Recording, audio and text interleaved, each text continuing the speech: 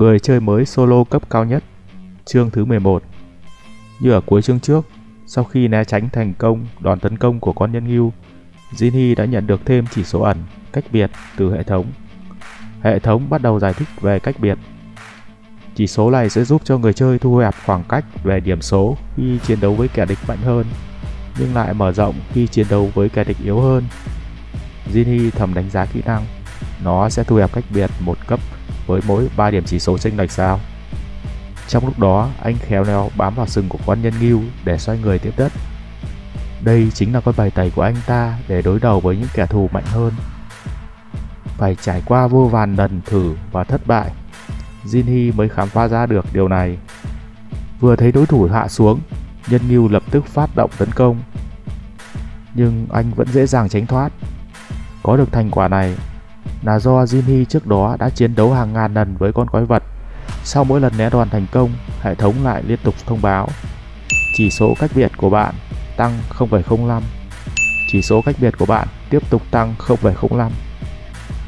Cuối cùng, sau 2 đòn tấn công không hiệu quả, con nhân ngưu điên cuồng vung rìu bổ loạn về phía Jinhee, nhưng tất cả đòn tấn công của nó đều bị cậu ta né tránh.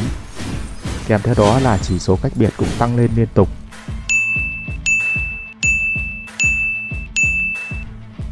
Càng tấn công, con quái vật càng điên cuồng hơn, mà động tác của Jinhee cũng càng trở nên nhanh nhẹn. Cuối cùng thì con nhân ngưu cũng đã thấm mệt, nó dừng công kích để lấy lại sức. Mà những người chơi khác khi nhìn thấy một màn biểu hiện của Jinhee cũng thầm than may mắn. Trời ạ, vậy mà chúng ta định gây sự với một người như thế sao? Đến lúc này thì Hana cũng đã từ bỏ ý định ban đầu của mình. Vậy mà mình còn ý định giết chết con quái đó rồi cướp đầu của anh ta. Đúng là điên mới nghĩ như vậy.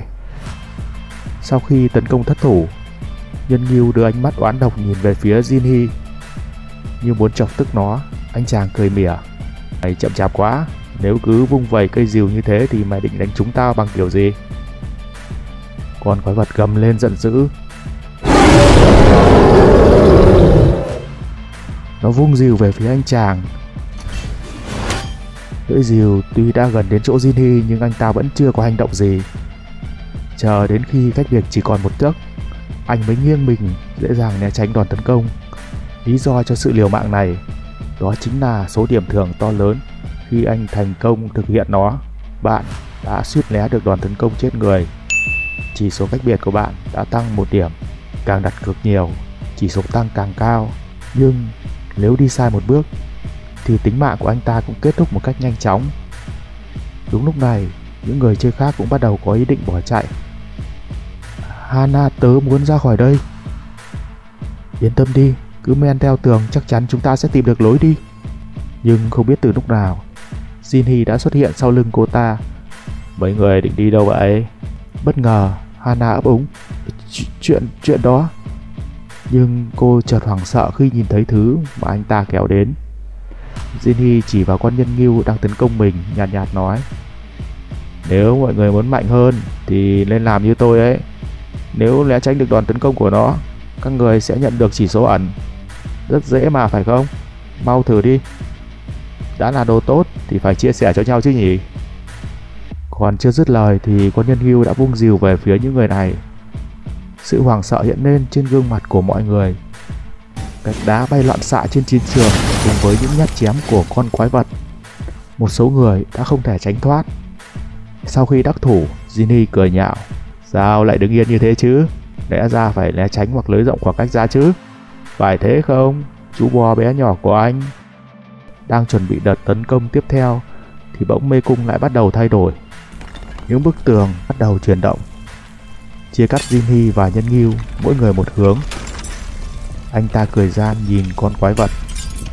Gặp lại sau nhé, em trai. Con quái đứng chết chân nhìn vào bức tường. Đột nhiên ánh mắt của nó lộ lên hung quang. Nó giơ chiếc rìu của mình lên, điên cuồng bổ vào bức tường.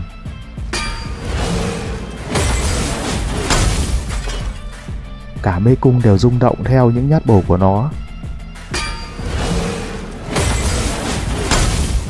Những người chơi khác cũng đã mất hết tinh thần sau biến cố vừa qua. Chúng ta đã suýt chết chung với cả Minguk và Hemin đó. Vậy là đã thoát được nó chưa? Nhìn đám người, Jinny giải thích. Còn nhiệt nhiều đó sẽ dựa vào phấn của dạ quang điệp mà tôi vừa chạm phải, để lần tới đây trong thời gian thật sớm thôi. Nghe được tin dữ, Hana vội trách anh ta. Tại sao anh lại làm chuyện điên rồ này chứ? Thì để nâng cao chỉ số của tôi chứ còn để làm gì. Vừa nhặt con dao, anh ta vừa nói tiếp. Các người có thể nghỉ ngơi một chút mỗi khi mê cung này thay đổi, rồi tiếp tục chơi đùa với chú bò bé nhỏ đó khi nó tìm đến. Mọi người không thấy là rất năng suất hay sao? Hoảng sợ, Hana hỏi lại. Vậy chúng ta phải làm vậy trong bao lâu? Nhưng khi nhận được câu trả lời, hai người đã hoàn toàn sụp đổ. Cho đến khi rời khỏi mê cung, chính xác là 1 tháng.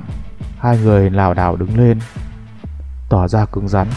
Cô ta lên giọng. Chúng tôi sẽ tìm ra cách. Nếu chúng tôi không đi cùng với anh thì con quái vật đó sẽ không tấn công.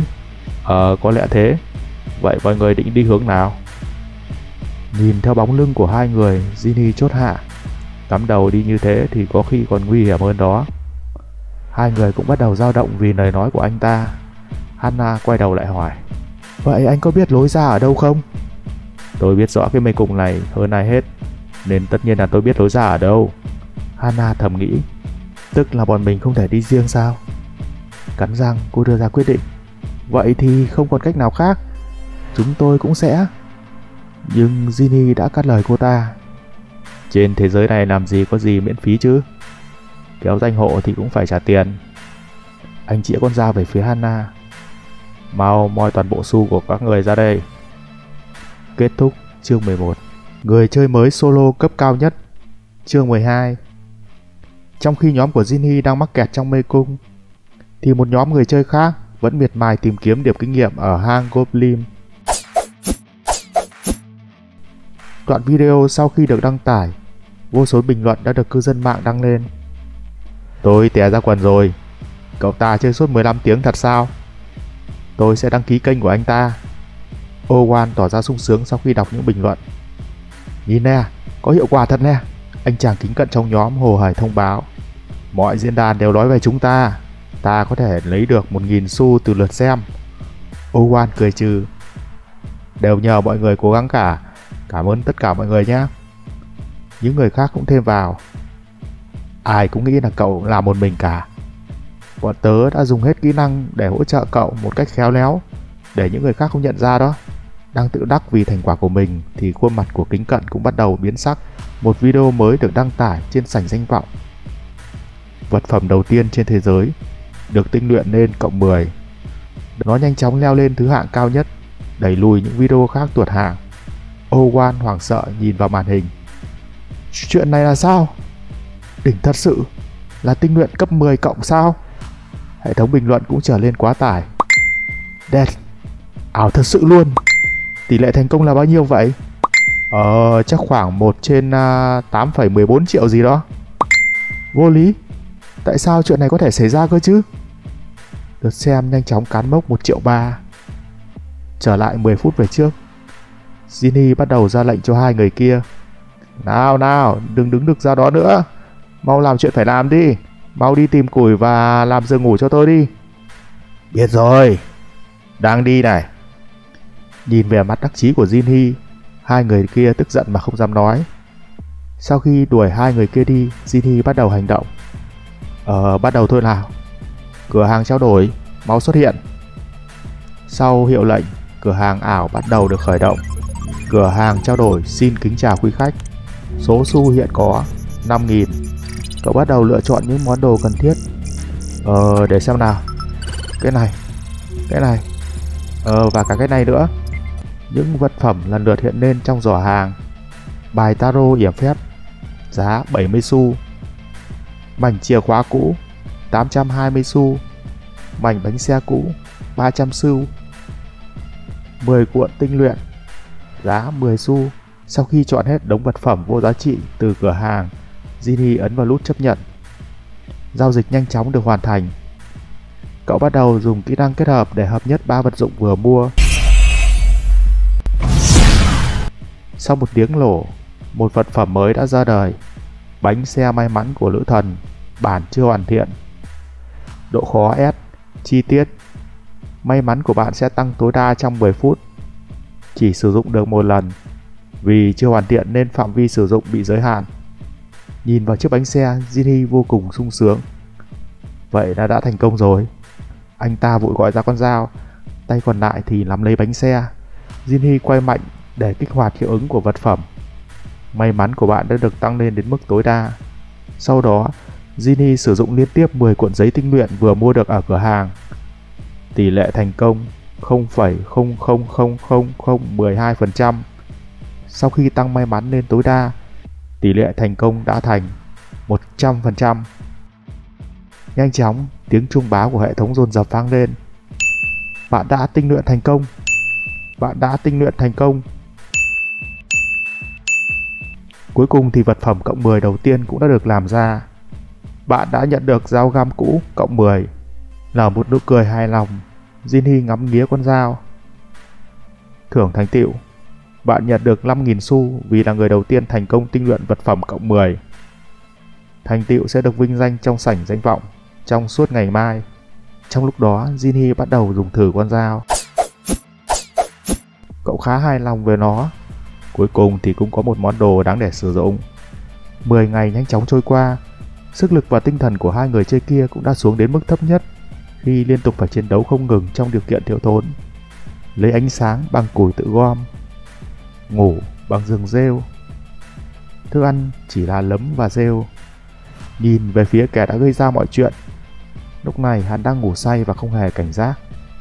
Nhớ lại những cuộc tấn công của Nhân Ngưu, những lần biến đổi của Mê Cung. Trong khi hai người phải vất vả để giữ mạng, thì tên đó lại dễ dàng vượt qua. Hai người bất giác rút ngắn khoảng cách, rồi to nhỏ thương lượng. Không thể tiếp tục như thế này được. Đúng thế, chúng ta sẽ bị bỏ rơi sau khi hết giá trị lợi dụng. Những người xem bắt đầu cho lời khuyên. Sao hai người không bỏ cuộc và ngồi yên một chỗ đi? Tôi nghĩ hắn đã lên tầng 10 rồi. Đừng gây sự với hắn. Hắn là tên thần kinh. Biết họ định giết mình mà vẫn nói cười như không ấy. Hana run rẩy hỏi. Có ai biết thông tin của hắn không? Nhưng tất cả thông tin về tháp thí luyện trước đó đã bị cấm truy cập. Không tìm được thông tin gì hữu ích. Hana rơi vào tuyệt vọng. Cùng đường cô đành nhờ người chơi khác nhắn tin cho công hội. Nhưng đen đủi phải 3 tuần nữa họ mới có thể đến nơi này được. Nhìn vào dòng tin nhắn, Hana một lần nữa suy sụp. Sao mình có thể sống được ở đây 3 tuần nữa cơ chứ? Gã đồng đội bỏ lốt miếng nấm vào miệng hỏi. Công hội nói gì vậy? Không có gì cả. Cô nhìn Jinhee, giọng bắt đầu nhỏ lại. Tôi nghĩ chúng ta lên giết tên kia rồi trốn trong căn phòng đá vừa phát hiện. Có thể ta sẽ chờ được người đến giải cứu. Nhưng vấn đề là ai sẽ giết được hắn? Hết chương 12. Vậy là Hana đã có ý định giết chết Jinhee.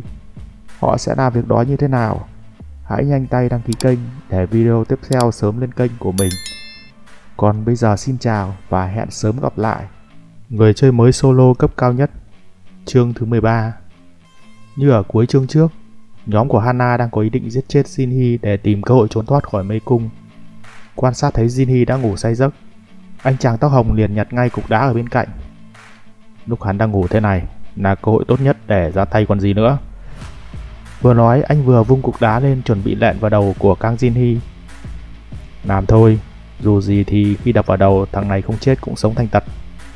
Còn chưa kịp ra tay thì Hana đã cản lại. Khoan đã. Sao cô lại cản tôi? Tên này có phản xạ rất nhanh. Dù có đánh trực diện hay đánh úp thì gã cũng sẽ thức dậy kịp thời mà thôi. Nghe cô bạn phân tích, tóc hồng cũng bắt đầu lưỡng lự. Vậy thì ta phải làm sao bây giờ? Tôi có ông anh là thành viên của hội Raven. Ông ấy đã cho tôi một thứ để đề phòng nguy hiểm. Nói xong cô lấy từ trong túi ra mình một vật như thể chiếc gai nhọn rồi nói tiếp. Đây chính là chiếc vòi của con ong bóc cây khổng lồ. Một giọt chất độc này cũng đủ làm 100 con quỷ lùn tan chảy. Ánh mắt của cô chợt hiện lên vẻ độc ác. Đã làm thì phải làm cho chót. Và phải làm theo cách khiến chúng ta không gặp nguy hiểm. Sáng hôm sau, vẻ mặt của Jinhee tỏ ra chán nản khi nhìn thấy bữa sáng của mình. Thức ăn chỉ có nấm và rêu thôi à? Đũa làm từ xương chuột, đĩa làm từ vỏ gỗ. Khi nghe thấy lời này, Hana chỉ lạnh nhạt đáp. Vậy anh còn muốn gì nữa? Quanh đây làm gì có thứ gì ăn được đâu. Nếu muốn thì tự kiếm lấy mà ăn. Jinhee làm như không nghe thấy. Anh thay đổi chủ đề. Hana, cô đưa cho tôi bình nước cạnh cô ấy. Còn anh chê ông Súc, cho tôi xin thêm ít nấm đi. Nghe được Jinhee đã chịu ăn, hai người tỏ ra sốt sắng đáp ứng. Nước đây, anh muốn ăn thêm à? Vội múc thêm nấm cho Jinhee. Tóc hồng không quên nói thêm. Không ngờ anh cũng thích ăn những thứ kinh tởm này đó. Mọi người bắt đầu tiêu hóa thức ăn trong đĩa của mình. Trong lúc Jinhee đang ăn, nhóm chat của Hana không ngừng bình luận. Ăn đi, ăn nhiều nữa vào. Cái này gọi là chết vì ăn đó. Đồ ăn vẫn còn nóng phải không? Trong lúc đó, khi thấy Jinhee ăn ngon lành, hai người kia cũng đang hồi hộp chờ đợi kết quả. Cuối cùng thì độc tính cũng đã phát tác. Nhưng người trúng độc lại là Tóc Hồng. Anh ta đau đớn ôm cổ gào thét. Hana ngồi cạnh cũng bị dọa hết hồn. Cô lùi về phía sau la lớn. Không! Sau một thời gian, toàn thân Tóc Hồng đã bị chất độc lan ra. Cơ thể đã không còn hơi thở. Nhìn vào người còn sống sót duy nhất của nhóm, Jinhee chế giễu. Ngu ngốc, mấy người nghĩ tôi sẽ ăn đồ ăn mà mấy người đưa cho à? Vậy là anh đã biết trước thức ăn có độc.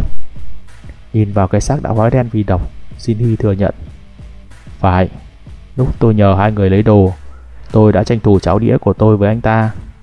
Và mấy người cũng lên biết. Bí mật phát sóng bị xem là gian lận đó.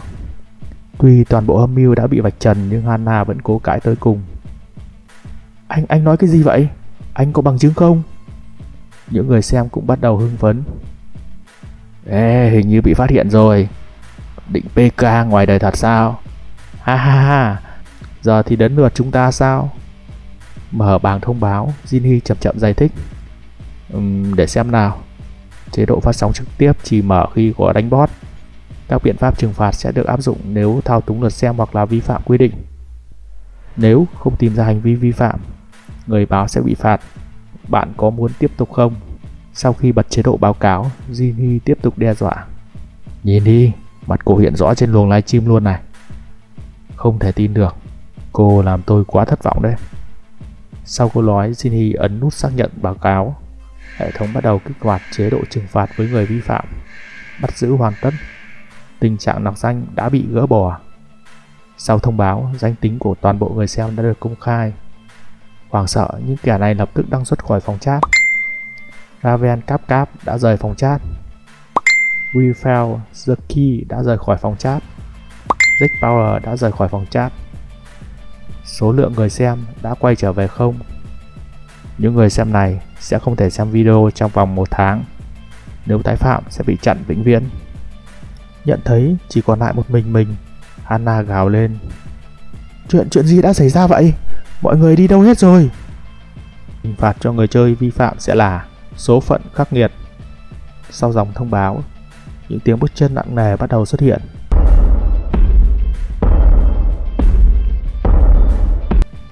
Chủ nhân của mê cung, Nhân Ngưu Milota cùng với cây rìu quen thuộc đã đứng trước mặt hai người. Nó gầm lên giận dữ, rồi lao về phía hai người. Nép sau lưng Jinhee, Hana run rẩy. Lần này anh cũng đấu với nó phải không? Cứ nói cho tôi biết là phải chạy đâu nhá. Thấy được sự tráo trở của cô ta, Jinhee mỉa mai. Cô cũng vô liêm sỉ thật đấy. Mấy phút trước còn hạ độc tôi mà giờ đã nhờ vả rồi à? TV từ giờ trước đến giờ anh vẫn luôn làm vậy mà. Lúc này thông báo cũng hiện lên. Bạn đã đủ điều kiện sao chép kỹ năng của Park Hana. Bạn đã thành công sao chép gần gũi. Cuốn sách quen thuộc lại hiện lên trên đầu Jinhee. Anh lạnh lùng từ chối. Giờ thì tôi không cần đến cô nữa. Biết đây là cọng rơm cứu mạng, Hana vội cầu xin. Khoan đã, anh sẽ hối hận đó. Anh trai tôi là thành viên của đội Raven. Còn chưa nói hết lời thì Nhân Ngưu đã lao tới tấn công hai người. Nhanh chóng Jinhee nhảy lên tránh thoát công kích. Từ trên không, anh có thể quan sát được con Nhân Ngưu đang tiến gần đến chỗ cô ta. Một suy nghĩ bỗng vụt qua đầu Jinhee. Nhìn cho kỹ đi. Giữa cái công hội ngu ngốc của cô và tôi, Cô lên sợ ai hơn. Triệu hồi dao găm trong tay, Jinny lộn 2 vòng trên không rồi nhắm chuẩn vào đầu con nhân ngưu bổ tới. Tuy đã trúng đòn nhưng sức sát thương là không đủ. Con bò vội vung rìu quét ngang qua người cậu ta. Jinny vội lộn người trên không trung tránh thoát. Cậu tự an ủi bản thân, dù sao thì đòn đánh cũng gây tổn thương cho nó. Vừa đáp đất, Jinny ngay lập tức đã mượn đà lao tới một lần nữa. Vừa chạy cậu vừa né tránh công kích của con bò. Và khi khoảng cách chỉ còn lại 2 mét, Jinny phát động kỹ năng Hoàng Nguyên về phía con nhân ngưu. Sau một hồi chống đỡ, cuối cùng thì nhân ngưu cũng đánh tan được quầng lửa. Nhân lúc đó, Jinny đã kịp vòng về phía sau công kích vào 2 chân của con bò. Bị tấn công dồn dập, con bò ngã khuỵu xuống mặt đất. Sau một loạt đòn tấn công, hai bên chật ngực giao chiến. Nhìn về phía con bò, Jinny mỉa mai, đừng vắt cuồng lên nữa anh bạn. Nếu mày cơ bắp quá thì thịt sẽ dai đấy. Thủ thế, Jinny chuẩn bị chờ đón con bò tung ra đòn quyết định. Sắp tới rồi đây.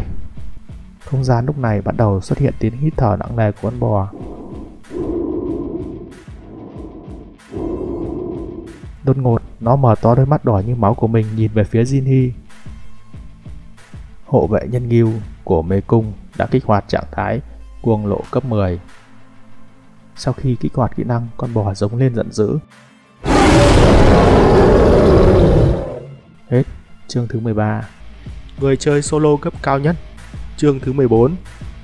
Như đã biết ở chương trước, sau khi Jinny bị chọc tức, con nhân ngưu đã sử dụng kỹ năng cuối cùng lên bản thân.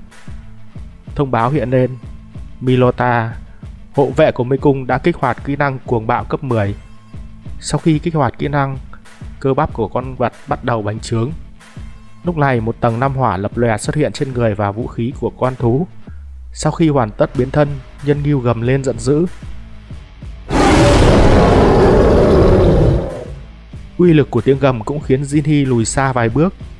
Nhìn thấy sức mạnh của con thú, Hana cũng thầm kinh hãi. Ta phải thắng thứ này kiểu gì đây? Cuồng bạo, mô tả kỹ năng. Trong vòng 5 phút từ khi kích hoạt, sức tấn công, tốc độ của bạn sẽ tăng 30%. Hiệu ứng thưởng, trí thông minh tạm thời tăng lên. Bạn có thể tạm thời nói được ngôn ngữ của đối thủ. Sau khi nhận được búp, con nhân ngưu gầm lên. Tên nhân loại kia, ta sẽ nghiền nát nhà ngươi, rồi đem phần xác thịt còn lại rải ra khắp hầm ngục này, để ngươi không thể xâm phạm vào nơi này nữa. Sau lời tuyên chiến, nó chỉ cây rìu của mình về phía đối thủ thách thức.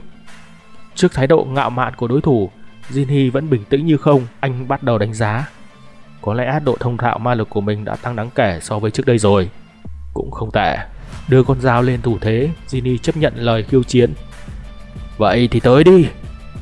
Thấy đối thủ không hề sợ hãi, con bò tức giận lao tới. Nó bổ một rìu chí mạng về phía Jinny. Ta sẽ tiêu diệt người. Một rìu này sau khi được cường hóa bởi hiệu ứng, sức mạnh đã tăng lên gấp 10 lần khi trước. Nhưng đối mặt với đòn tấn công, Jinny không hề né tránh mà giơ dao ra đỡ. Hai thứ vũ khí này khi va chạm với nhau thì tạo ra muôn đóa hoa lửa phiêu lãng trong không khí. Bất ngờ Jinny gạt tay đẩy chéo đường đi của cây rìu. Thuận thế, cây rìu bổ thẳng xuống mặt đất tạo thành một lỗ lớn to bằng một cái chậu. Chưa kịp hít thở thì con quái nghêu đã vội xoay người hất ngược cây rìu, mà Jinny cũng đã đề phòng từ trước lên vội vàng giơ dao gạt đỡ, tránh được đòn tấn công chí mạng. Chỉ trong thời gian mấy lần hít thở, hai bên đã liên tiếp giao đấu mấy chục chiêu. Tiếng binh khí va chạm vào nhau vang động cả một góc phòng. Trốn trong một góc, Hana chứng kiến cảnh Jinny lấy cứng đối cứng với quái nghêu thì cũng thốt lên. Không thể nào, tên này không còn né tránh nữa mà trực diện đối đầu với con quái đó luôn. Mà con quái vật đó, với thực lực của nó hiện giờ, dù là cả đội Raven có vây giáp thì cũng không có cơ hội chiến thắng. Vậy mà tên này lại. Lúc này Jinny vẫn tiếp tục đỡ đòn tấn công của con bò. Nhưng kỳ lạ là trên mặt anh ta lại nở một nụ cười thỏa mãn. Đối với anh ta, thời gian đã hoàn toàn dừng lại. Chỉ mấy ngày trước thôi, cuộc sống của anh như đang chìm xuống biển sâu vậy. Mọi thứ đều đang cố kéo anh ta chìm xuống. Nhưng việc tháp thí luyện được hiện thực hóa đã khiến cho mọi thứ thay đổi. Giờ đây anh ta đứng đây và tận hưởng tất cả những gì mình đã tốn công rèn luyện trong 11 năm qua. Bảng thông báo hiện lên xác nhận. Chỉ số khoảng cách nhận được 57 điểm. Với mỗi đòn anh ta đỡ được, chỉ số khoảng cách lại tăng lên từng chút một. Cuối cùng thì cũng đến thời điểm thích hợp. Lợi dụng đám đá vụn bị chiếc rìu bổ ra, Jinhee biến mất khỏi tầm mắt của con quái ngưu. Từ một tảng đá cách đó không xa, một vệt kiếm sắc ngọt cắt đôi tảng đá. Jinhee đột ngột từ đó phóng ra. Anh liên tiếp múa loạn đao chém lên thân thể của con bò, nhưng con thú lại không hề bị ảnh hưởng bởi những cú chém. Nó vung tay lên định lệnh cho anh một cú chí mạng. Ngươi chỉ có thể làm được thế thôi sao hả nhân loại? Liếc nhìn con thú, nhưng lúc này Jinhee đang ở trên không trung nên không thể nào tránh đỡ. Bỗng nhiên cử động của con thú chậm lại. Jinhee bình thản đáp đất, mà khoảng cách từ cú đấm của nó đến người anh chỉ trong một cái nháy mắt. Tiếng của hệ thống vang lên. Thời gian giới hạn của hộ vệ mê cung đã hết. Jinhee đứng nhìn con bò đang bất động nhàn nhạt nói: đã qua 5 phút rồi đấy anh bạn. Cuồng bạo quả thật là một kỹ năng bá đạo khi nó búp cho chủ nhân nó một lượng sức mạnh lớn, nhưng nó cũng có khuyết điểm, đó là sẽ làm ngưng động người dùng trong vòng 24 giờ sau khi sử dụng. Hộ vệ mê cung sẽ bất động trong 24 giờ tới. Bật bảng thông tin lên, Jinhee kiểm tra chỉ số của mình đã thu nhận được 57 điểm khoảng cách cơ à. Nó tương đương với việc thu hẹp 19 cấp độ đấy. Thời gian còn lại là 20 ngày. Cứ cái đà này thì mục tiêu 100 điểm sẽ trong tầm tay thôi. Nhìn thấy con bò bất động, Hana lấy hết can đảm đi ra khỏi chỗ lấp. Mọi chuyện đã kết thúc chưa? Chưa, nó chỉ dừng lại do cuồng bạo hết tác dụng thôi. Một ngày nữa nó sẽ tiếp tục đuổi theo. Mà còn đến tận 20 ngày nữa mà. 20 ngày sau, bên trong mê cung lúc này đâu đâu cũng thấy có dấu vết của trận chiến. Mà con nhân ngưu đang trong trạng thái cường hóa vẫn điên cuồng lao lên tấn công Jinhee. Nhưng lúc này, động tác tránh né của anh ta đã hết sức nhàn nhã. Cuối cùng thì hệ thống cũng vang lên thông báo chỉ số khoảng cách đã nhận được 100 điểm. Con nhân ngưu vẫn đang say máu lao về phía Jinhee mà không biết rằng mình đã hết giá trị sử dụng. Tung một cú đấm móc, Jinhee phàn nàn: sao tao cứ cảm thấy mày càng ngày càng yếu đi thế nhỉ? Con nhân ngưu bay người lên trời rồi làm bất tỉnh. Jinhee tiến lại gần nó tạm biệt đối thủ lần cuối. Vĩnh biệt nhé châu đen. Sau khi xử lý xong con nhân ngưu, anh đưa ánh mắt khác lạ về phía Hana. Vậy là chỉ cần xử lý cô nữa thôi nhỉ? Nghe được lời này cô ta run lên sợ hãi. Xử lý thôi sao? Không để cho cô ta kịp nói, Jinhee đã cắt lời. Giờ thì tôi sẽ chính thức tuyển thực tập sinh cho bang hội Gon. Là thực tập viên sao? Thái độ ngơ ngác của Hana khiến Jinhee nổi cáu. Có vẻ cô không mấy hứng thú nhỉ? Nhận ra là mình có cơ hội để sống, cô vội trả lời: Không, tôi hứng thú mà. Hãy để tôi tham gia vào cái hội đó đi. Được thôi, cô cũng năng nổ đấy. Nhưng cô sẽ làm gì cho hội? Giao tiếp. Tôi tin chắc kỹ năng này sẽ giúp ích cho hội sau này. Nhưng Jinhee vẫn chưa thỏa mãn. Và còn gì nữa? Tôi sẽ không phản bội anh. Nghe câu trả lời, mặt không cảm xúc, Jinhee vẫn tiến về phía cô ta. Tôi có hơi thất vọng về cô đó. Hana lúc này đã vô cùng hoảng loạn cầu xin. Cho tôi xin chút thời gian suy nghĩ đi. Jinhee lở một nụ cười độc ác. Tôi nghĩ cô không đủ tiêu chuẩn. Ngay đến đây thì Hana hét lên: Braham! Là chiếc nhẫn của Braham. Tôi sẽ cho anh nhẫn của Braham. Anh tôi đã đổi xâm hàn để lấy nó từ mấy tay Trung Quốc. Làm ơn đi mà. Nhìn cô ta, Jinhee thoáng nghĩ, vậy là nhẫn của Braham lại ở trong tay hội Raven sao? Được biết, chiếc nhẫn của Braham là một vật phẩm tốt nhất của tầng 1. Nó sẽ giúp cho người sử dụng tăng tốc độ và khả năng kháng phép cùng ma lực của quái vật. Sau khi sử dụng con mắt của sự thật, Jinhee xác nhận những lời cô ta nói là chính xác. Anh vui vẻ đồng ý cho cô ta nhập hội. Xin chúc mừng cô trở thành thực tập viên của hội Gon. Lưu ý là cái hội này không trả lương đâu đấy. Và bất cứ khi nào tôi gọi, cô đều phải có mặt. À mà phải có hợp đồng rồi chứ nhỉ? Là hợp đồng sao? Jinhee vội mở ký ức thế giới ra. Trên hai tay anh ta lúc này là hai kỹ năng giao thiệp và hỏa nguyên tố. Sử dụng kỹ năng hợp nhất. Thông báo hệ thống vang lên. Hai kỹ năng đã được hợp nhất. Cầm trên tay kỹ năng mới, Jinhee cười đen tối. Sẽ ơi lóng một chút đó. Kỹ năng nhận được. Đóng dấu linh hồn. Tóm lấy vai cô ta, anh từ từ đưa bàn tay có chữ kỹ năng về phía cô gái. Cô nghĩ chỉ cần viết hợp đồng ra giấy là xong à? Anna hoảng sợ cầu xin. Khoan đã. Một tiếng thét kinh hãi vang lên. Đóng dấu linh hồn cấp 1 đã được đóng dấu vào mặt Bắc Hana. Kỹ năng đóng dấu linh hồn. Độ khó A. Chi tiết: con dấu sẽ được đóng vào mục tiêu. Mục tiêu sau khi đóng dấu sẽ phải tuân lệnh chủ nhân.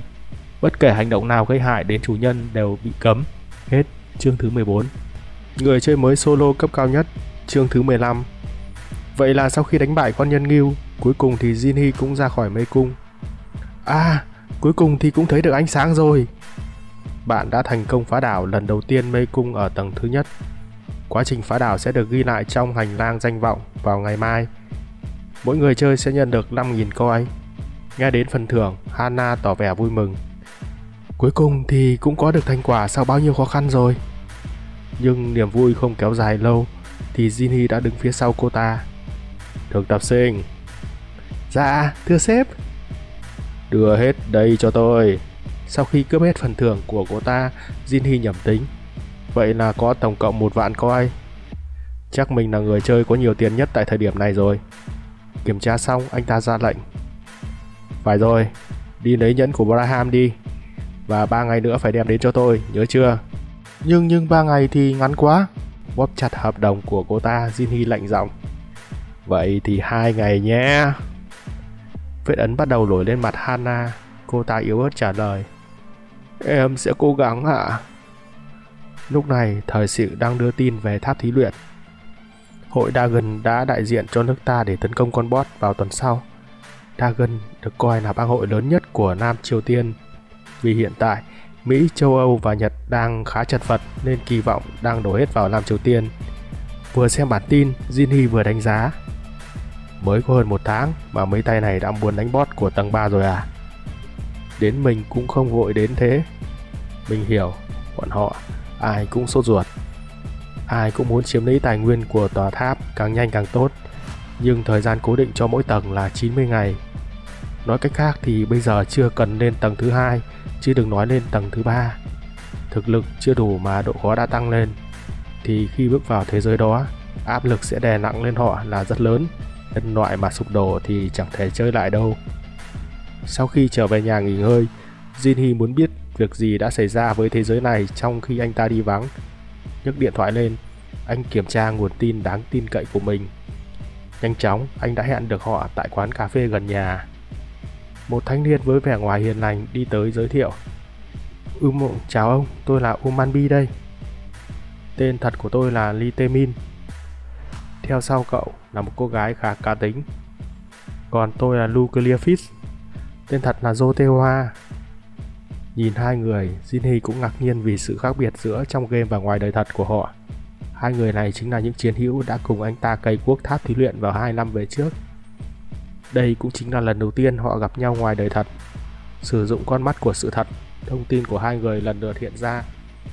Lee Tae-min, tuổi 23, cấp độ 11, điểm kỹ năng 0, số coin 2500, nghề nghiệp 0, kỹ năng độc nhất, cỗ máy đế vương, kỹ năng sát bóc level 2, dẫn đường level 2, hack level 2. Đúng như những gì mình nghĩ, cậu ta nhận được danh hiệu cỗ máy của đế vương. Đây là kỹ năng chuyên về các trận đánh với quy mô lớn, nhưng chỉ có khuyết điểm duy nhất, đó là tốn quá nhiều ma lực. Tên Ju Jeong Hwa, tuổi 25, cấp độ 12, điểm kỹ năng 0, coin 4775, nghề nghiệp 0, kỹ năng độc nhất Taekwondo cực hạn, kỹ năng điều khiển tâm trí level 3, dẫn đường level 2, cường hóa level 2. Cái đó là kỹ năng chuyên dùng cho cận chiến sao? Cấp độ tương đồng như vậy, chắc hẳn họ đã farm quái cùng nhau rồi. Điều kiện sao chép. Hai người họ là đồng nghiệp đã quen nhau từ lâu. Khi cả ba cùng đến tầng 20, bạn có thể sao chép kỹ năng của Lee Tae-min. Jinhee còn đang suy nghĩ thì Tae-min đã cất lời. Đây, đến ở đông đây, giới thiệu đi chứ. Thì tôi là Kang Jinhee, nickname là Ugapon. Kỳ thật, sao 11 năm trước mình lại lấy cái tên này chứ? Tôi 27 tuổi và đã từng làm Paprika trên BGTV. cậu đã từng làm BG rồi à? Tôi theo dõi suốt đó. Nhưng giờ thì tôi bỏ rồi. Thôi nào, cứ nói tiếp đi. Cũng lâu rồi ta có gặp nhau trong game đâu. Cả ba cứ thế ôn lại chuyện cũ. Trong suốt cuộc nói chuyện, Taemin đã kể về sự biến đổi của các ngôi trên thế giới trong thời gian qua, xu hướng phát sóng trên BG và một nhóm người có tên gọi là Mai, chuyên bắt cóc người chơi và điều hành nhà máy sản xuất coin. À, ông nói là ông vừa phải đi đâu đó 1 tháng à? Thì đúng vậy. Vậy ông chưa làm bài kiểm tra à? Jinhee sửng sốt hỏi lại. Bài kiểm tra gì cơ? Vậy là ba người nhanh chóng gọi một chuyến taxi. Trên đường đi, Taemin giải thích. Tháp thí luyện khi mới được mở ra, mọi người vào đông như con nghiên đấy. Nhưng từ tầng thứ 2 trở đi thì số lượng người tử vong đã tăng mạnh. Thế nên chính phủ Hàn Quốc mới bắt đầu ngăn chặn những người không đủ khả năng hoàn thành bài kiểm tra đi lên tầng trên. Chỉ vào mã vạch ở cổ tay, Jong-hwa xác nhận. Đây là cách mà ông sẽ được người ta cho mã xác nhận đó. Han Sang-jin chỉ với lời biện hộ làm giảm thiểu số nạn nhân, mà hắn đã tìm ra phương pháp để chiêu mộ người tài rồi sao? Nếu đã như vậy thì mình sẽ lợi dụng cái hệ thống đó thôi chứ nhỉ? Chẳng mấy chốc mà cả ba người đã đến trụ sở của hội thức tỉnh. Sau khi kiểm tra, những người nhận được điểm F sẽ không thể đặt chân lên tầng 2 của tòa tháp. Ngược lại, những người có kết quả cao sẽ là mục tiêu săn đuổi của chính phủ và các bang hội lớn. Vì vậy, khu vực kiểm tra chỉ có 3 loại người. Thứ nhất chính là những kẻ tuyệt vọng muốn mình được thông qua. Cầu trời cho con điểm cao tí, không cần D đâu, E cũng được mà. Thứ hai là những người trợ giúp cho những kẻ có khả năng leo tháp. Đó là nhóm phóng viên. Và cuối cùng là những người đã chứng minh được bản thân với thế giới. Là Park Hana, cô ta đã sống sót rời khỏi mê cung đúng không? Còn bên cạnh là Park Han-ji, ngôi sao đang lên của Raven. Khoan đã, phía sau họ còn có là Kim Ki-tae từ Gui Abe giác đấu đấy. Bỏ mắt kính, Ki-tae khó chịu hỏi. Sao đông thế? Định tổ chức hòa nhạc à? Tôi nghĩ là bọn họ đều muốn săn tin thôi. Không còn nhiều thời gian đâu, mau giải tán hết bọn này đi. Nhìn hai anh em họ Park bằng ánh mắt dữ tợn, Ki-tae hăm dọa. Tôi đến đây là vì hai anh em các người đấy, cố mà làm cho tốt vào. Mấy người cũng biết nếu phạm sai lầm thì hậu quả thế nào rồi đó. Nghe được lời này, hai người đều sợ xanh mặt. Đừng lo, không sao đâu mà. Sẽ được mà. Nhanh chóng một nhóm bảo vệ đã được huy động để dẹp đường. Trong lúc làm nhiệm vụ, một người tiến đến chỗ Jinhee yêu cầu. Cậu làm gì thế? Không nghe tôi nói phải tránh đường sao? Nhưng Jinhee nhất quyết không chịu. Tránh đường à? Sao tôi phải làm như vậy chứ? Tôi còn đang đợi đến lượt mình đây này. Nghe vậy Park Han-ji bèn hùng hổ lao tới. Cái gì cơ? Vậy để tôi xử lý. Chỉ tay vào ngực áo Jinhee, anh ta quát lên. Cậu đang phạm sai lầm đó, mau lùi lại trước khi tôi mất bình tĩnh. Trái ngược với sự hùng hổ của anh chàng thì Jinhee tỏ ra lãnh đạm. Cậu kích hoạt con mắt của sự thật. Tên Park Han-ji, tuổi 26, cấp độ 8, coi 1580, kỹ năng độc nhất Hắc Tử Kích, kỹ năng chạy nước rút level 3, tàng hình level 2, hơi thở sấm sét level 2. Điều kiện sao chép: nếu mức độ tình bạn tăng tối đa, bạn có thể sao chép kỹ năng độc nhất. Nếu mức độ ác cảm của bạn với mục tiêu tăng tối đa, bạn có thể sao chép bất kỳ kỹ năng nào mình muốn. Ồ, độ ác cảm đến mức tối đa sao? Trong lúc anh ta còn đang cà khịa Jinhee thì Hana đã bước tới. Nhìn thấy Jinhee, vẻ mặt cô ta chợt lộ vẻ hoảng sợ. Trong lúc đó Jinhee đã có quyết định. Bắt lấy ngón tay của Trần Bé Đù, anh bẻ gãy nó không chút do dự. Một tiếng thét thảm thiết vang lên. Hết chương 15. Người chơi mới solo cấp cao nhất, chương thứ 16. Sau khi bị Jinhee bẻ gãy một ngón tay, Han-ji hằn học nhìn anh ta. Nén đau, anh lấy lại khớp tay, miệng vẫn không quên chửi mắng. Cái thằng khốn nạn này, tao phải băm vằm mày ra mới được. Sau câu nói, anh lao về phía cậu ta quyết ăn thua đủ. Thấy sắp có đánh nhau, mọi người đều trở lên hoảng loạn. Tất cả mau lui ra, không vạ lây bây giờ. Mà lúc này, Jinhee cũng đang thảnh thơi uống nước. Tiện tay, cậu hất mạnh chai nước vào mặt đối thủ. Bị đòn bất ngờ, Han-ji vung tay quét ngang một vòng, đánh tan chai nước. Nhưng trong lúc đó, Jinhee đã tranh thủ lao tới, sút một cú như trời giáng vào đùi của cậu ta. Hanji gục xuống ôm đùi đau đớn. Trận chiến diễn ra quá nhanh khiến mọi người đều không kịp nhìn thấy. Có chuyện gì vậy? Anh ta bị trượt chân hay trật khớp vậy? Lẫn trong đám đông, Hana run lên vì sợ hãi. Tên đó sao lại ở đây vậy? Thấy đồng đội bị đánh, Kite cũng đã ra mặt. Cứ đẩy yên hắn ta vậy đi. Đối mặt với Kite, Jinhee liền bật con mắt sự thật. Nhưng một cảnh báo vang lên.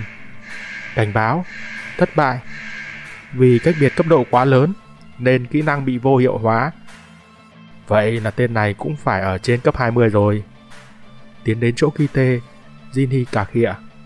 Tôi không biết là tên này có người trông trẻ đấy. Thì hắn cũng hơi phiền phức thật. Nhưng vì vẫn có ích nên tôi đành chịu thôi. Có ích à?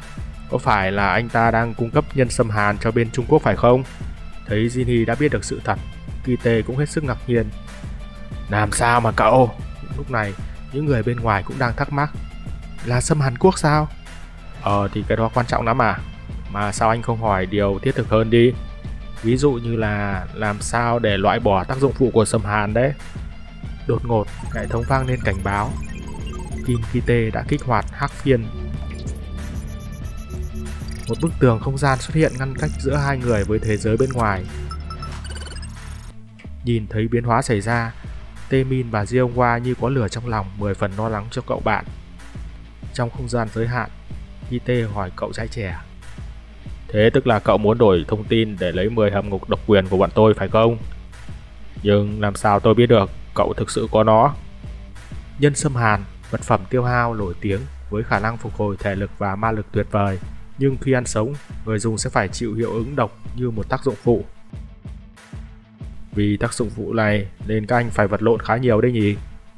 Nhưng nếu muốn xử lý chuyện này thì chỉ cần có 3 vật phẩm thôi. Tinh chất của Karasian, Nguyệt Quang Thạch và quan trọng nhất là rễ cây Mandarago. Nhìn thấy nét trầm tư trên mặt Kite, Jinhee tiếp tục. Hai loại kia thì dễ kiếm, nhưng rễ cây thì các anh không biết tìm ở đâu phải không? Tôi sẽ nói nơi có thể tìm thấy chúng. Sao, đã đáng tin chưa? Nghe một lượt thông tin, Kite trong lòng chợt dao động. Thông tin của hắn trùng khớp với những gì đã nghiên cứu được của hội. Gã này là ai vậy chứ? Sao? Chúng ta giao kèo chứ? Được lắm, tôi thỏa thuận với cậu. Tuy nhiên, biến ra vũ khí, anh ta chĩa về phía Jinhee như một lời đe dọa. Nếu định giở trò thì cứ liệu hồn đó. Nhìn vào điều kiện giao dịch, Kite cũng phải than lên vì cái giá trên trời của nó. Anh quyết định sẽ dạy cho tên này một bài học về giới hạn của bản thân. Nhưng chưa kịp làm gì thì Jinhee đã có động tĩnh. Cậu nhìn anh ta bằng ánh mắt chết chóc rồi cất lời. Hình như ông anh hiểu lầm cái gì thì phải. Triệu hồi vũ khí trên tay, cậu trầm giọng nói tiếp. Người đưa ra đề nghị ở đây là tôi. Trong lúc đó ở phía ngoài, hai đồng đội của cậu đang quần thảo với mấy tay vệ sĩ. Nếu không biết chết thì mau lùi lại. Lúc này hắc phiên cũng đã được giải trừ. Hắc phiên đã được vô hiệu hóa. Từ trong màn chắn, Jinhee chậm chậm tiến ra. Bình tĩnh nào, Jeongwa. Thấy anh bạn bình yên vô sự, cả hai vội chạy lại hỏi. Anh có sao không? Ra lệnh đi, chỉ cần anh nói một tiếng, tôi sẽ nhuộm đỏ nơi này bằng máu của bọn chúng. Bình tĩnh đi, tôi không sao mà. Trong lúc đó, Kite đã quay đầu lặng lặng bỏ đi. Nhìn thấy vậy, Hanji không cam tâm gào lên. Đợi đã, anh định cứ thế mà cho qua à? Chỉ cần cho tôi một cơ hội nữa thôi, tôi sẽ xử lý bọn này. Nhưng chưa kịp nói hết lời thì cậu đã bị Kite chặn họng. Hắn không phải là đứa mà một thằng như mày có thể đụng vào được đâu. Còn lanh chanh thì liệu hồn đó. Cố hít lấy một ngụm khí, Hanji vội đáp ứng. Vâng, tôi hiểu rồi. Bỏ mặc gã, Kite quay đầu bỏ đi. Có chuyện gì xảy ra trong màn chắn đó vậy? Mày dám làm nhục tao đến như vậy, tao thề rằng bằng mọi giá tao sẽ giết chết mày. Điều kiện sao chép. Mức độ thù địch của đối thủ đã đạt tối đa. Bạn có thể sao chép một trong bất kỳ kỹ năng nào của đối thủ. Bạn đã sao chép thành công kỹ năng lôi tức.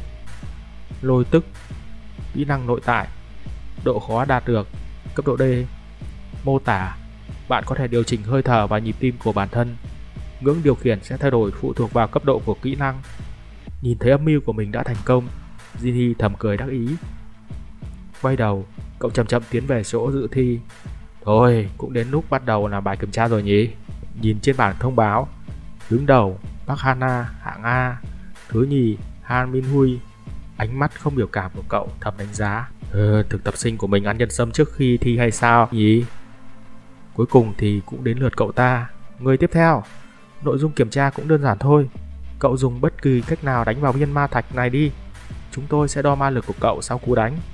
Nhìn thấy con dao trên tay Jinhee, vị giám sát viên cũng có chút ngoài ý muốn.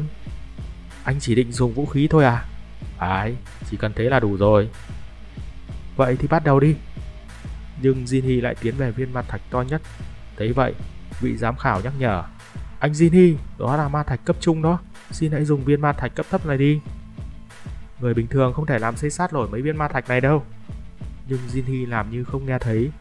Cậu kích hoạt toàn bộ lượng chỉ số khoảng cách. Đã đến lúc kiểm tra thành quả sau khi vật lộn trong mê cung đó rồi. Tung một nhát chém duy nhất. Viên ma thạch cấp trung bị chẻ làm đôi trong nháy mắt. Lúc này tay giám khảo cũng phải há hốc mồm kinh ngạc. Nhìn vào viên ma thạch bị chém nát, quan sát viên hô to. Xin chúc mừng, anh đã đạt hạng S. Tôi phải báo lại cho cấp trên đã. Xin anh hãy chờ trong giây lát. Nhưng Jinhee đã nhanh chóng ngăn gã ta lại. Khoan đã, anh làm ơn hãy hoãn báo cáo sau một tuần giúp tôi. Nhưng sao lại? Nhìn hắn bằng ánh mắt đầy thâm ý, anh nói tiếp. Tôi có lý do cá nhân. Một tuần sau anh thích báo gì cũng được. Sống ở trên đời này tôi học được rất nhiều thứ. Trong đó có cái gọi là nước xa không cứu được lửa gần đâu. Chắc anh bạn hiểu nhỉ? Nhìn thấy thái độ lồi lõm của tên này, viên giám sát cũng phải ngậm ngùi đồng ý. Vâng, tôi biết rồi. Sau khi kết thúc kiểm tra, Jinhee vội đến chỗ Hana. Cô đây rồi, thực tập sinh Hana.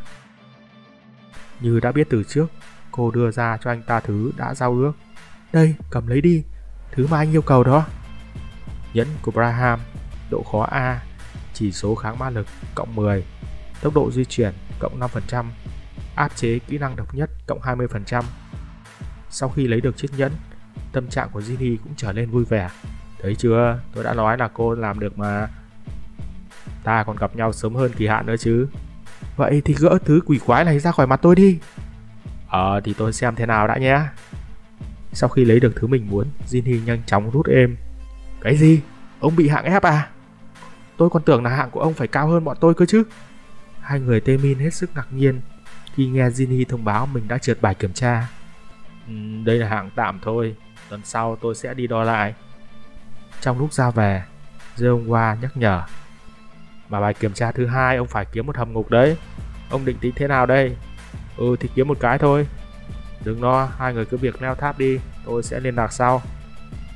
Nếu bài kiểm tra thứ nhất là kiểm tra ma lực, thì bài kiểm tra thứ hai người chơi sẽ phải phá đảo một hầm ngục. Hầu hết mọi người đều sẽ chọn những hầm ngục của Orc hoặc Goblin. Tuy nhiên, hầm ngục mà Jinhee định đánh tới lại là một di tích duy nhất tại tầng 1. Kể từ lần đầu tiên ra mắt đến tận bây giờ, vẫn chưa có một ai chinh phục được nó. Đã lâu lắm rồi mình mới tới nơi đây. Lâu đài trụy lạc. Này anh Cang, mau mang hành lý nhanh lên đi chứ. Hết chương thứ 16. Người chơi mới solo cấp cao nhất, chương thứ 17. Tại tháp thí luyện tầng thứ nhất, tàn tích trong núi. Vì Jinhee vẫn còn đang ở hạng F nên cậu không thể trực tiếp đi vào trong tàn tích. Mà có đi vào thì bang hội quản lý địa điểm này cũng không đời nào cho cậu ta tự ý hành động. Vậy nên cậu đành đăng ký một chân khuân vác, rồi lén trà trộn đi vào trong. Cậu Cang này, cậu có chuyện gì mà phải tới tận đây vậy? Thì tôi chỉ muốn kiếm chút tiền thôi. Cũng phải nhỉ. Con người thì ai cũng thế cả. Đưa tấm ảnh gia đình cho Jinhee xem, anh độc nghiệp cười tít mắt. Tôi đến đây là để kiếm tiền cho mấy đứa nhỏ này này. Nhìn vào nụ cười của anh đồng nghiệp, Jinhee cũng thầm ái ngại cho số phận của những người nhân vật phụ như anh ta. Mà mấy người hạng ép như chúng ta thì cũng nên cẩn thận đấy. Gặp vấn đề gì là phải tự lo hết đấy. Nhìn vào anh bạn, Jinhee động viên. Đừng lo. Ít nhất thì những người ở đây cũng có thể trở về bình yên cả thôi. Nghe được lời hứa, anh bạn cũng không mấy tin tưởng. Sao cơ? Rồi cảm ơn cậu nhé. So với thanh niên thời nay thì cậu có vẻ có nhiều sức sống hơn hẳn đó. Bước chân vào địa điểm của tàn tích, thông báo bắt đầu hiện lên. Nhiệm vụ chinh phạt đã được bắt đầu. Đợt tấn công đầu tiên vào tàn tích. Độ khó S. Chi tiết: đánh bại boss và chiếm lấy ngai vàng tại nơi sâu nhất của tàn tích. Phần thưởng: được quyền chọn lấy một thánh tích. Tuy nhiên nếu không giết được boss, những thánh tích sẽ bị giới hạn. Đặt chiếc ba lô xuống, Jinhee thầm quan sát địa hình xung quanh. Tiếng của người dẫn đoàn vang lên. Mọi người làm tốt lắm, cố gắng nghỉ ngơi trước khi cuộc chinh phạt bắt đầu đi. Đột nhiên, kho đồ của Jinhee nhận được thêm vật phẩm. Phần thưởng dành cho người đầu tiên chinh phục tòa tháp đã tới. Là phần thưởng sao? Phần thưởng đang được mở ra. Chỉ số vận may cộng 10. Chỉ số thích ứng cộng 10. Trái tim băng giá đã được kích hoạt. Bạn sẽ giữ được bình tĩnh ngay cả trong tình huống khó khăn, nhưng cảm xúc của bạn sẽ bị yếu đi. Kỹ năng bị động. Độc quyền đã được kích hoạt. Nếu bạn tích trữ phần thưởng được trao cho từ khi trước, bạn có thể chọn thứ tốt nhất trong số phần thưởng được đưa ra. Nhìn vào độc quyền, Jinhee trở lên phấn khích. Đây là skin lỗi rồi. Nếu trước kia chỉ cần chọn một thứ tạm tạm trong hàng ngàn phần thưởng lấy được từ tòa tháp đã là ngon lắm rồi, nhưng giờ thì xác suất đã trở nên vô nghĩa với mình. Còn đang suy nghĩ thì ánh sáng của pháp trận truyền tống đã được kích phát. Một tầng ánh sáng chói mắt hiện lên. Trong ánh sáng, mọi người lờ mờ nhận ra có mấy nhân ảnh bước ra. Một người vẫn khôi giáp bạch kim lên tiếng. Cái đầu của tôi. Có bao nhiêu lần đi nữa thì tôi cũng không thể làm quen được mấy cái trò này được. Mà đã đủ người chưa đấy? Thanh niên theo sau anh ta vội đáp. Cả 50 người đều đã đến nơi an toàn. Cô gái bên cạnh cầu nhào. Cậu nghĩ tôi là ai chứ? Thân tôi làm phép mà. Tiếng xì xào bắt đầu vang lên từ những người khuôn vác. Đây là đội hình chủ lực của Gui Panhe sao? Hình như anh chàng kia là đội trưởng thì phải. Nhìn thấy những người này, Jinhee vội bật con mắt sự thật. Tên: Song Chun Hwa. Tuổi: 29. Cấp độ: 14. Số lượng coi: 3850. Nghề nghiệp: không. Kỹ năng độc nhất: giảm trọng lượng vật phẩm. Kỹ năng thiết thuẫn level 3. Ý chí sống còn level 2. Phóng level 1. Điều kiện sao chép: lấy được sự trung thành của Song Chun Hwa sau đợt chinh phục này. Đọc xong thông báo, Jinhee cắn môi thở dài. Chết tiệt. Lấy được sự trung thành của hắn sao? Chán thế. Bất chợt, Jinhee nhận ra. Mà khoan đã. Đội trưởng một Gui thuộc top 10 quốc gia mà chỉ có chỉ số như vậy thôi sao? Thôi nếu họ không cản đường mình thì cũng được vậy. Sau khi truyền tống đến, nhóm chủ lực lập tức đi vào trước mở đường. Một lúc sau cuối cùng thì cũng có tín hiệu xuất phát. Sau khi nhóm người khuân vác đi vào cửa, người dẫn đường nhắc nhở. Từ đây sẽ rất tối đó. Mọi người nhớ bám sát tôi. Nếu bị lạc thì không ai cứu đâu đấy.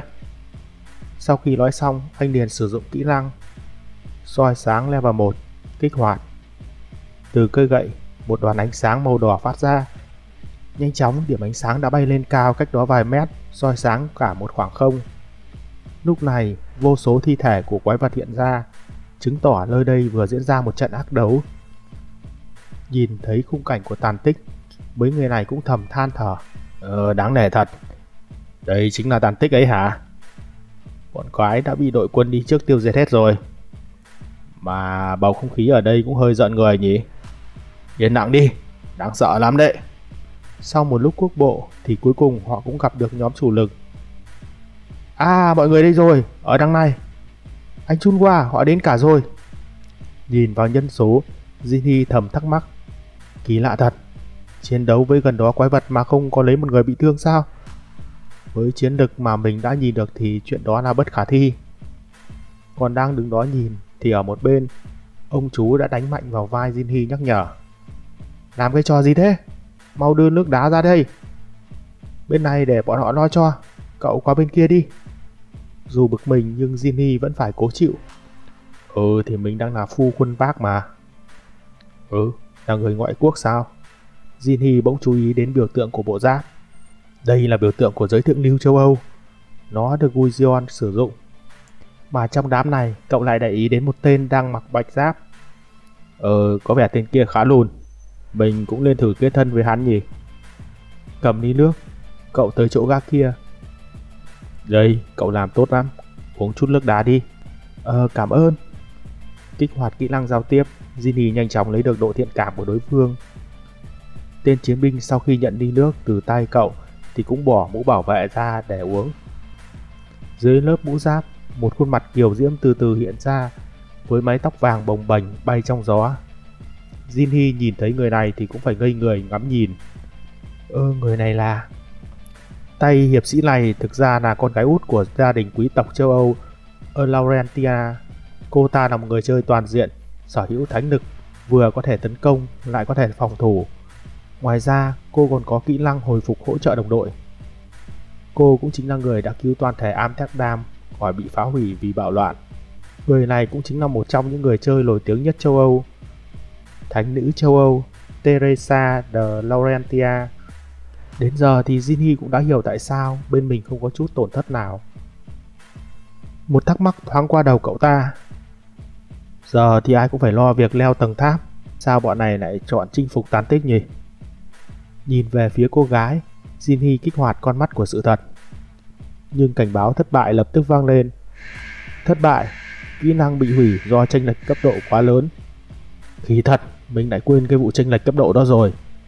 Nhưng đột nhiên một thông báo khác lại hiện lên. Chỉ số may mắn và thích ứng của bạn đã bù đắp được cách biệt về cấp độ. Con mắt của sự thật level 2 đã được kích hoạt. Bạn có thể nhìn thấy bảng chỉ số của mục tiêu. Nhận được thông báo, Ginny hí hửng đọc bảng số liệu. Tên Teresa de Laurentia, tuổi 22, cấp độ 29, điểm kỹ năng 8, nghề nghiệp đang thực hiện nhiệm vụ chuyển nghề, kỹ năng độc nhất phước lành của vì sao, kỹ năng cường hóa thánh vực level 5, ẩn thân level 5, ban phước level 5, thập giá level 4, màn chắn ảo ảnh level 4. Điều kiện sao chép: Teresa là người chơi thuộc top 100 của thế giới. Nếu bạn cứu được người phụ này thoát khỏi nguy hiểm, bạn có thể sao chép bất cứ kỹ năng nào, kể cả kỹ năng độc nhất. Đáng nể thật, chả trách mà người ta lại phát cuồng vì cô ta. Chú ý đến trạng thái nghề nghiệp, Ginny đánh giá. Đang làm chức nghiệp đổi nghề sao? Bảo sao mà họ chọn đến đây? Sau khi uống ly nước, cô gái nở một nụ cười thân thiện. Cảm ơn anh nhé. Không có gì. Người cần cảm ơn là tôi mới phải. Nhận lại ly nước, Ginny mỉm cười, nhưng trong lòng anh ta lại bắt đầu ủ mưu. Người cần cảm ơn là tôi mới phải. Nhờ cô mà tôi mới có cơ hội sao chép được kỹ năng độc nhất của hiệp sĩ, được cho là mạnh nhất hiện tại. Phước lành của vì sao. Nhưng vấn đề là làm sao để tạo dựng được tình huống đưa cô ta vào nguy hiểm để giải cứu đây. Cuối cùng thì cuộc chinh phạt cũng đã tiếp tục. Nhưng sau đó sự việc bắt đầu có biến hóa. Anh Chunhua mau đến nơi này. Nhìn thấy cảnh trước mặt, đội trưởng cũng hết sức kinh ngạc. Thật không thể tin được. Dưới đất, vô số chiến binh, người bị thương, kẻ không rõ sống chết nằm la liệt khắp hành lang. Rắc rối to rồi, chúng ta đã chạm vào viên pha lê hộ vệ. Thông báo hiện lên. Hộ vệ tàn tích đã tìm thấy những kẻ xâm nhập. Thời gian còn lại 9 phút 59 giây. Hệ thống an ninh của tàn tích. Bom ngủ đã được kích hoạt. Nó sẽ triệu hồi hộ vệ tàn tích sau khi hết thời gian kích hoạt. Đứng nhìn cảnh này, đội trưởng Wow ôm đầu than vãn. Thằng mà mẹ nào chạm vào cái đó thế hả? Bây giờ thì phàn nàn cũng không có ích gì đâu. Nó đã thức tỉnh rồi kìa. Trong lúc này, anh phải nhanh chóng đưa ra quyết định. Tất cả chỉ còn lại 10 phút. Việc đối mặt với hộ vệ lúc này chẳng khác gì là đâm đầu vào chỗ chết. Ít nhất phải có thương vong một nửa. Hai luồng suy nghĩ chạy trốn hay ở lại chiến đấu khiến anh đội trưởng bấn loạn vì không biết phải chọn cái nào. Cuối cùng thì anh cũng đưa ra quyết định. Ta sẽ tiếp tục tiến vào trong, mặc cho sự phản đối của đồng đội. Anh có bị điên không vậy? Quân tiếp viện còn chưa đến mà. Ngậm miệng lại và đi theo tôi. Tôi sẽ chịu trách nhiệm ở đây. Không cần chờ quân tiếp viện nữa, bởi vì chúng ta đã có thánh nữ rồi. Nhìn theo bóng lưng của đoàn người, anh lính trẻ gào lên. Mấy người có nghe thấy không? Lũ hộ vệ đã thức tỉnh rồi kìa. Sao phải lo lắng chứ? Một vui lớn như Van Hê thì sao lại hành động mà không thể có kế hoạch cơ chứ? Những người chơi lẻ như chúng ta chỉ cần nghe theo lệnh của họ là được thôi. Có lẽ đến giờ thì lũ hộ vệ cũng đã bị đánh bại rồi. Còn chưa nói hết câu thì một bàn tay to lớn đã xuất hiện phía sau cậu ta. Nhanh chóng, cậu ta đã bị bàn tay đó xử lý. Những người khác vội lùi lại gần nhau chuẩn bị chiến đấu. Tiêu rồi, chúng ta sẽ tiêu hết cả thôi. Lúc này, bao quanh họ, hơn chục hộ vệ đang từ từ tiến tới nhóm người. Hết chương thứ 17. Vậy là tình thế trong tàn tích đã ngày càng trở nên nguy hiểm. Liệu những ai sẽ sống sót và trở về?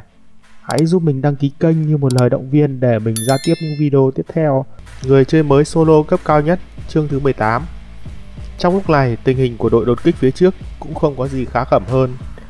Bọn thủ vệ đã xuất hiện, mọi người sẵn sàng chiến đấu thôi. Tanker đi lên phía trước, khuân vác lùi lại phía sau. Mọi người đều đang tất bật chuẩn bị cho cuộc đối phó với đám thủ vệ. Tất cả mọi người nhanh chóng kích hoạt kỹ năng. Sử dụng kỹ năng thiết thuẫn level 1. Sử dụng kỹ năng cường hóa đồng đội level 2. Lee Jumin kích hoạt chiến ca level 2. Bọn chúng sắp đến rồi đấy, mọi người cố gắng giữ vững đội hình. Còn chưa kịp nói xong thì con thủ vệ đầu tiên đã xuất hiện. Nó nhảy lên, vung rìu, bổ về phía quân chủ lực. Mà ở một phía khác, lũ thủ vệ cũng bất ngờ tràn vào. Nhanh chóng, đã có nơi không giữ được đội hình. Đội trưởng, chúng tôi cần chi viện. Bọn tôi không thể cầm chân được chúng nữa rồi. Hồi máu, mau tiến hành hồi máu đi. Đội trưởng, mấy tay solo đó đang... Cầm mồm, tập trung vào chiến đấu. Trên chiến trường, thương vong là lẽ dĩ nhiên. Là người đội trưởng, Chunhwa biết rằng nên bỏ thứ gì và giữ lại những thứ gì. So với những thành viên của đội, mấy tay solo này không phải là đối tượng cần ưu tiên. Dần dần, vòng vây của đám golem càng sát lại nhóm solo. Cậu lính trẻ nghẹn ngào. Rõ ràng là anh ấy thấy chúng ta mà. Chúng ta bị bỏ rơi rồi. Ai đó làm ơn cứu chúng tôi với. Khi mọi thứ dường như đã sắp kết thúc với nhóm solo, thì Chúa Trời đã nghe lời hồi đáp. Từ xa, một thân ảnh nhỏ bé lao vụt tới. Từ trên không trung, cô như một thiên thần hạ phàm để giải cứu thế giới. Kích hoạt thập tự giá cấp độ 4. Một ánh sáng chói mắt hiện lên. Mà đám thủ vệ khi bị ánh sáng chiếu qua thì cả người nổ tung trong phút chốc.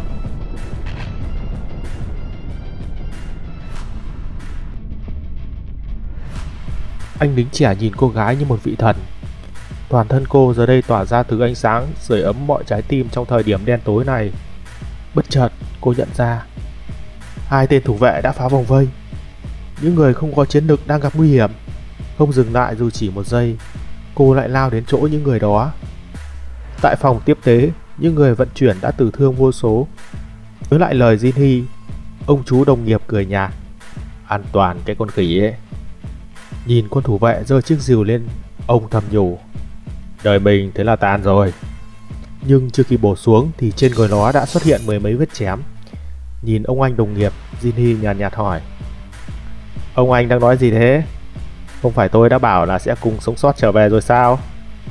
Bất ngờ ông chú hét lên. Cậu Cang, cẩn thận phía sau. Lúc này cánh tay của con thủ vệ sau khi đã bị chém vẫn tiếp tục lao tới. Nhưng hành động của nó đã nằm trong tính toán của Jinhee. Cậu kích hoạt hỏa nguyên tố. Không có cơ hội đâu. Một đoàn lửa bắn thẳng về phía con thủ vệ. Sau khi ăn trọn đám lửa, con thủ vệ vỡ tung tóe. Chắc ai đó sẽ tung đòn kết liễu nó thôi. Mình vẫn chưa thành thạo kỹ năng này nên chưa thể kết liễu nó được. Vừa tiến lại gần ông chú hỏi thăm, Jinhee thầm nghĩ. Kẻ nào đã đánh thức lũ thủ vệ này cơ chứ? Mà điều đó thì có ích gì cho họ? Hai người còn đang trao đổi thì tiếng bước chân đã dồn dập phát ra. Ông chú bất ngờ bị Teresa kéo Vuti. Nhìn thấy cảnh này, Jinhee cũng bất ngờ không kém. Sau khi mang ông chú ra xa, cô trầm giọng. Tôi đã tưởng anh là người tốt, không ngờ anh lại dùng con dao đó để uy hiếp người khác. Vậy ra chính anh là người đã đánh thức đám thủ vệ phải không? Tôi sẽ bắt giữ anh lại. Bị đổ oan, mặt Jinhee ngắn lại. Gì cơ? Tôi á? Nhưng chưa kịp giải thích thì cô đã lao tới tấn công. Đừng có chống cự, tôi không muốn làm ai bị thương đâu đấy. Tôi nghĩ là có chút hiểu lầm. Được, vậy hãy để tôi bắt anh. tôi sẽ ngay giải trình ở hiệp hội. Cô gái vẫn không chịu dừng tay, liên tiếp đánh về phía Jinhee. Mất hết kiên nhẫn, cuối cùng anh cũng phải ra tay. Sử dụng khoảng cách, anh chờ cô gái đến gần rồi nhanh chóng né tránh. Mất đà, cô gái lao thẳng vào bức tường phía sau. Dư lực của cú ngã khiến cô gái choáng váng. Vừa mở mắt thì một con dao đã kề vào mặt cô. Tôi không phải là người đánh thức đám thủ vệ. Nếu tôi làm thế thì tôi đã giết cô ngay bây giờ rồi. Lúc này ông chú cũng vội vàng giải thích. Cô Teresa, cậu Cang là người đã cứu tôi. Biết là hiểu lầm, cô gái có chút xấu hổ. Tôi thành thật xin lỗi anh vì hành động của mình. Tôi không để bụng đâu. Sau đó hai người cũng trở nên thân thiết hơn. Sao anh phải giấu đi danh tính của mình vậy anh Jinhee? Vì tôi cũng giống như cô thôi. Bằng cách gia nhập Zion, cô đang làm nhiệm vụ chức nghiệp để lấy lời thề của Thánh Peter đúng không? Tôi cũng đang tìm vật phẩm của mình. Làm sao mà anh biết được việc này? Ngoài ra thì tôi cũng thông thạo nơi này. Tôi nghĩ là mình có thể tin tưởng vào cô. Hơn nữa vật phẩm chúng ta cần nằm chung một khu vực. Vậy cô nghĩ sao? Chúng ta sẽ đi cùng nhau chứ? Sau khi đánh đuổi đợt thủ vệ thứ nhất, Teresa bày tỏ ý nguyện muốn tách đội đi riêng. Đội trưởng Hoa khi nghe vậy vội ngăn cản. Cô điên à? Chúng ta cần tập trung lực lượng để tiến về phía trước. Cô nói muốn đi lẻ là sao? Không phải là anh đã có bản đồ tiến vào kho lưu trữ và hiểu rõ về những thứ ở trong khu di tích này rồi sao? Việc tôi ở đây có gì quan trọng đâu. Hơn nữa, giao kèo của hai bên là có thể di chuyển độc lập trước khi đánh boss mà. Đối lý, đội trưởng Hoa không còn lời nào để từ chối. Thì lúc đó khác. Dùng ánh mắt cầu xin, cô triệt để hạ gục anh đội trưởng. Thôi được rồi, nhưng cô phải tập hợp với chúng tôi tại rìa của di tích đấy. Được, lúc đó tôi sẽ gặp mọi người. Mà tôi có thể chọn một người khuân vác phụ được không? Cứ lấy đi. Nhìn vào ánh mắt long lanh của cô gái, đám khuân vác thầm cầu xin. Mong cô ta đừng chọn tôi. Bỗng một cánh tay giơ lên. Vậy thì để tôi. Giống như thỏa thuận từ trước, Jinhee vội giơ tay lên nhận lời. Tôi sẽ đi. Mọi người thấy vậy thì đều ra sức khuyên can. Chỗ thân tình thì tôi nói thật đừng có mà đi. Kể cả cô ta có đẹp đến mấy thì cũng không lên phí đời dai thế đâu. Chuẩn rồi đấy anh bạn. Đừng có mà vì con cừu mà mù con mắt như thế chứ. Bị đám anh em cản lại, cuối cùng Jinhee cũng phải giở mánh. Ôi cô em, tôi không biết cô có cảm thấy kích thích khi thấy một thanh niên mờ lem như tôi không? Còn tôi, đây là giây phút tôi sẽ cháy hết mình vì tình yêu của đời mình. Dù có đánh đổi cả bằng mạng sống, tôi cũng cam lòng. Thấy thằng em vì con cừu mà mù con mắt, các ông chú cũng phải câm lín để nó đi. Bọn trẻ bây giờ khác quá. Chẹp, nó làm tôi nhớ đến thanh xuân của mình quá. Tới luôn đi nhóc Cang. Hết chương thứ 18. Người chơi mới solo cấp cao nhất chương thứ 19. Cuối cùng thì sau bao nhiêu gian khổ, hai người cũng đến được với căn phòng có chứa vật phẩm thay đổi chức nghiệp của Teresa. Nhìn xuống đám xác sống đang đi lại khắp căn phòng, Teresa mở lời. Anh Jinhee, lời thề của Thánh Peter đang nằm trong chiếc quan tài đó. Nhìn theo hướng tay cô chỉ, Jinhee trầm ngâm. Cô biết là cô phải phá cái rào chắn trước quan tài đúng không? Phải, tôi biết. Đột ngột, hệ thống của hai người đồng loạt xuất hiện cảnh báo. Cảnh báo, chúa tể của điện sĩ đồi đang tìm kiếm bạn. Nhìn vào thông báo, Jinhee đánh giá. Không nghi ngờ gì nữa, đây là tin nhắn cảnh báo của quái boss. Hắn chưa bao giờ quan tâm đến người chơi, nhưng có vẻ lần này hắn đã có hứng thú với mình. Chỉ vào bảng thông báo, Teresa cũng thắc mắc. Anh có thấy không? Trên cửa sổ trạng thái ấy. Có, tôi thấy rồi. Tin nhắn này đến từ boss, nhưng hắn đang tìm chúng ta nghĩa là sao? Anh có nghĩ là hắn đã công nhận chúng ta không? Không, điều này chứng tỏ là hắn công nhận tôi, chắc chắn đấy. Nhìn dáng vẻ tự tin của anh ta, Teresa cũng không tiện phản bác. Cô vội chuyển chủ đề. Anh Jinhee, anh từng nói mình là người biết rất rõ nơi này đúng không? Phải, cũng khá lâu rồi. Nhìn vào mặt Jinhee, do dự một hồi, cuối cùng cô nàng cũng hỏi tiếp. Thế tôi nên làm gì đây? Nhìn xuống đám xác sống, cuối cùng Teresa cũng quyết định hành động. Cô lao mình xuống đại sảnh rồi đáp thẳng xuống giữa vòng vây của đám thây ma. Ngửi thấy hơi người, lũ thây ma cũng bắt đầu chú ý đến cô. Teresa kích hoạt chiến ca cấp 5. mọi chỉ số cộng 3 trong 10 phút. Cô đã chuẩn bị xong cho trận chiến cam go phía trước. Nhớ lại lời Jinhee nói trước đó, điều mà cô cần làm rất đơn giản, đó là thu hút sự chú ý của đám quái vật bất tử đó. Nhanh chóng, lũ quái vật đã bao vây lấy cô, đưa thanh kiếm lên ngang mặt làm dấu thánh. Teresa tiếp tục kích hoạt cường hóa thánh hồn cấp 5. Một luồng hoàng quang xuất hiện xung quanh thanh kiếm của cô, mà lũ xác sống khi thấy hoàng quang lại hết sức kinh sợ. Lưỡi gươm vung đến đâu là lũ thây ma tan biến đến đó. Chỉ trong mấy nhịp thở, cô đã liên tục tung ra mấy chục chiêu tiêu diệt vô số đám xác sống. Thừa thắng xông lên, nhân lúc ánh sáng thanh kiếm còn tồn tại, Teresa lao thẳng vào bầy xác sống để tạo thành một con đường máu. Ở một nơi khác, nhờ có đồng đội làm mồi nhử, Jinhee dễ dàng lách qua được đám thây ma. Cũng vì thế mà anh có thể tránh giao tranh hết mức có thể, qua đó làm giảm tối đa khả năng thăng cấp của mình.